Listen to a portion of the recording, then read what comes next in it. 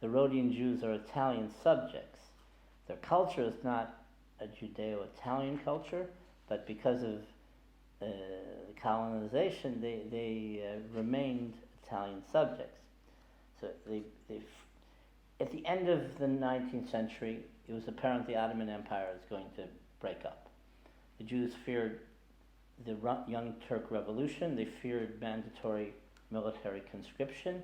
Rhodes was a small island. There was little economic future possibility for youth, and so they dreamed, based on what Greek Orthodox peers told them about how to make a fortune or where they could make a fortune in the big world, in the Americas or Africa. That's where they followed. So they went, in the total picture, they went to Seattle, they went to Brazil, they went to Africa. First, they went to Egypt, but the dream was eventually to settle and develop in Rhodesia and later the Belgian Congo. The beginning of Rhodian settlement in Rhodesia was as follows. In 1895, Musa and Gabriel Ben-Attar arrived in Salisbury, Rhodesia, and in 1905, an influx of Rhodians established in the northern remote outpost of Shakari, Gatuma, Darwindale, Shamva, Ifal Flats, Kwekwe, Penhalonga, and Bindura, but they eventually established themselves in larger enterprises in the capital, Salisbury. In Rhodesia, at first, the Jews had farms or general stores in the northern part of the country, but most moved to the capital, Salisbury, where they established a Sephardi synagogue, the Sephardic Hebrew congregation, in 1931. The Rhodian Jews were part of the establishment of a synagogue in Bulawayo. The Rhodian John Menashe was mayor of Bulawayo, and B.S. Leon attained great wealth there, which he donated to Jewish and general philanthropic causes. When the white racist Ian Smith's regime fell in 1979, many Jews migrated to Israel, South Africa, Dallas, or Atlanta. Under the corrupt regime of Mugabe, most of the remaining Jews have suffered economically, and the Sephardic community dwindled. In recent years, due to small numbers, it merged with the Ashkenazi community. In 2003, the synagogue in Bulawayo burned down in precarious circumstances, and services were moved to Sinai House, a defunct Reformed congregation, but the synagogue was eventually rebuilt. Here I make a map of the Congo. Notice Katanga on the bottom. That's where the Sephardim established themselves in Elizabethville, which in the independent state of Congo, the Republic of Congo, became Lubumbashi. The Belgian Congo was a Belgian colony from 1908 to 1960. In 1885, King Leopold of Belgium created the Congo Free State, his own personal colony in light of the apathy of the Belgian government, but it was supported by several Western countries. By the 20th century, due to the ruthlessness of the colonial officials against the indigenous population and their economic exploitation, the Belgian government officially took responsibility for creating the Belgian colony in 1908. In about 1895, the brothers Musa Ben-Attar and Solomon Gabriel Ben-Attar migrated from Rhodes via Egypt to Mashonaland in the British colony of Rhodesia.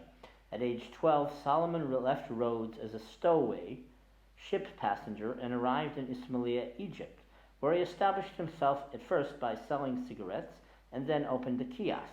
After attracting his two brothers, Musa and David, to resume his activities there, as a stowaway, he headed for the southern part of Africa, where he heard about its diamonds and gold.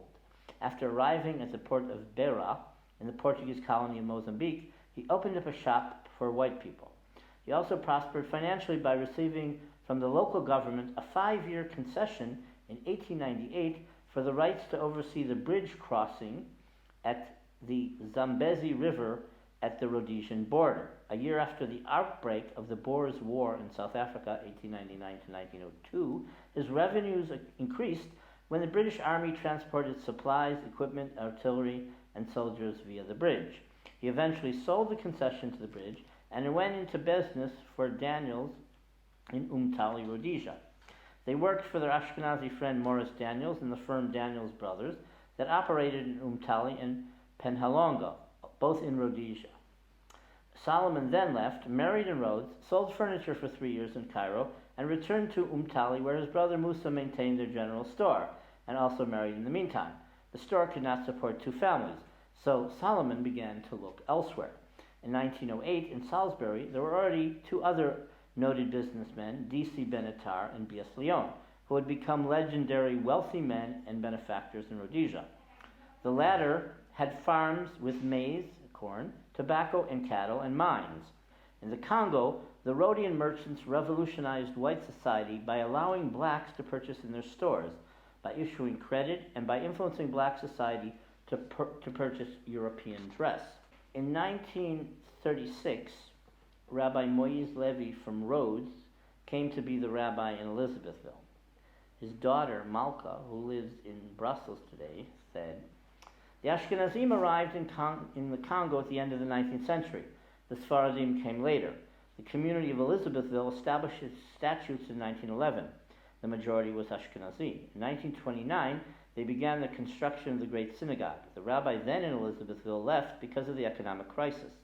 After the departure of the Ashkenazim, the Sephardim became a majority.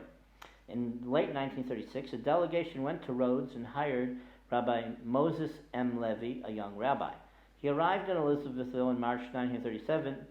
Then came his wife, Felicia Piha, and they got married in December. They had 4 children, including Malka. Here's a picture of Moïse with Israeli Prime Minister Levi Eshkol. Moïse Levy was a very political rabbi. Malka continues, "For my part, I grew up in a profoundly Sephardic family. Any occasion was good for our parents and our entourage to tell us stories, anecdotes, or memories. We were living under a blue sky. The sun was shining. We lived a simple life. We had our bikes that made us free to move, to go to visit our friends. We developed in a spirit of openness with friends of different origins and religions, Greeks, Italians, Belgians, and they would come to attend the wedding of one of their Jewish colleagues. They participated in our balls as we did in theirs. There were nonetheless some sporadic cases of anti-Semitism. Pertaining to kashrut, it was respected in Elizabethville, and kosher meat was distributed in some butcher shops twice a week. For festivals, for example, for Pesach, wine and matzah were ordered from South Africa and then sent to certain cities where there were Jews who wanted it. When Moses Levy arrived at a particular destination, his host asked him to slaughter a chicken. In almost all the cities, there were former students of the Rhodes Rabbinical College who could have taught classes and assured the shechita, the ritual slaughter, but they preferred to engage in commerce. Here's a picture of the synagogue. There were anti-Semitic incidents in World War I and afterward, but relations with the Gentiles in general were pretty cordial. In 1940, many of the Rhodian household heads were arrested as enemy Italian subjects and were imprisoned for several days.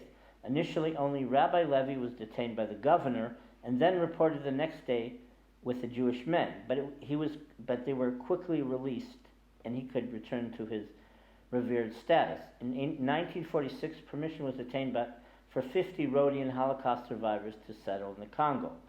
In 1950, parallel to the mass exodus of Turkish Jewry and their aliyah to Israel, some Turkish Sephardic Jews migrated to the Congo. Many of the Rhodians who came in 1936 and 1939 were victims of the Italian anti-Jewish racial laws.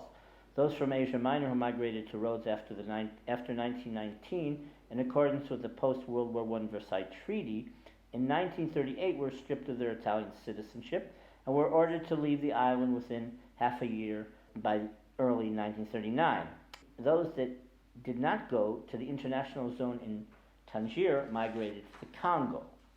Numerous Sephardic Jews established large-scale businesses in the Congo and became very wealthy. The Israel brothers made fabrics and they established themselves in the Kasai region. They had offices in Lulabourg and Elizabethville. Their company was called Simes, named after Simon Israel. They also had a factory in the capital, Leopoldville. In Elizabethville, there were the Amato Freres, brothers, who bought cloth and converted it into fabric. They also manufactured soap and peanut oil. Clement Israel and Michael Cohen had numerous import-export endeavors in the capital. On 24 June 1960, independence was declared in the Congo. Rabbi Levy had an official position as a political interlocutor. Revolutionary leader Moise Chambé, with backing of Belgian soldiers, wanted the Katanga region, wealthy in copper, gold, and uranium, to succeed from the new Congo, and he requested from Levy to go to Washington, D.C. to get an endorsement from President Kennedy and Ambassador at Large Averell Harriman.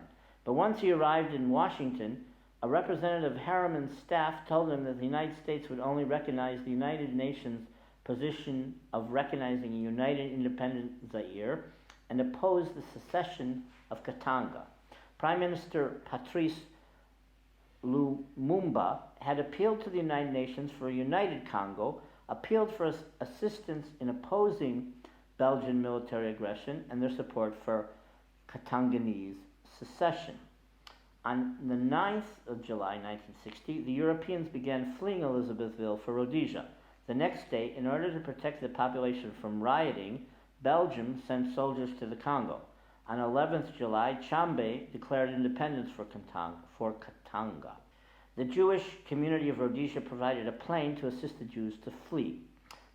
Most Europeans fled, including 99% of the Jews of Elizabethville.